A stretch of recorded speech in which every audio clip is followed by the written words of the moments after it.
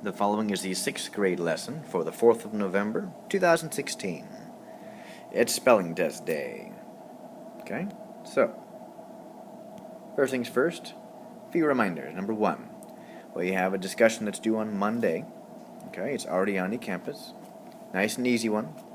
Also, if you've done it earlier, you might want to double check it because I had to update one of the questions. I was asking you to define some things, and there was nothing to define, which was number 3. So, double check that. Read chapters 17, 18, and 19 of the Westing game by Monday. They are online if you don't have a copy of the book.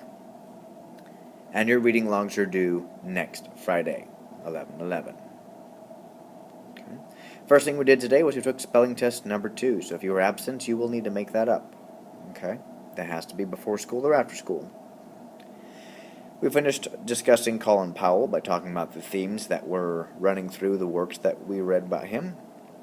And then we started doing other things, right to the next section. Okay, so we asked, what is a simile? How does it differ from a metaphor? Well, a simile is a comparison between two things or more than two things, using the words like or as. It differs from a metaphor because while a metaphor does compare things, it doesn't say they are like them, it says they are them. Okay, so rather than saying he ran as fast as a cheetah, uses as, so it's a simile, you would say he is a cheetah when he runs. That's a metaphor. You're comparing him to a cheetah. Gives the impression, okay, he's really fast. How do you describe personification? Well, personification is quite simple. Okay? It's when you give non-human things human qualities or human characteristics. Okay? So, my phone just up and ran away. Stuff like that. Okay? And give me an example of sensory language. Remember this from the Halloween writing. Okay, from October 31st, Monday.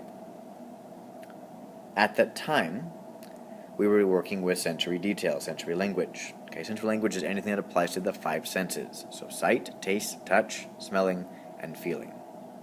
Okay? We also started reading a story called Knots on a Counting Rope. Now, there's not an online copy of it yet. I will try to put an online copy of it sometime next week. Okay?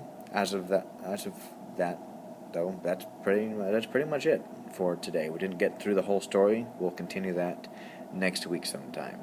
Alright, so that concludes the lesson of the day.